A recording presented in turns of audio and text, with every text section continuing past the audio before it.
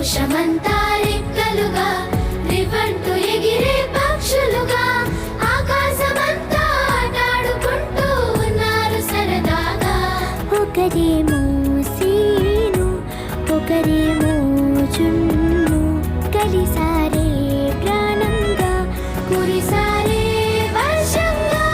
పాటేమో scene ఆటేమో జున్ను ఒకటై ఎదిగారే మధురంగా.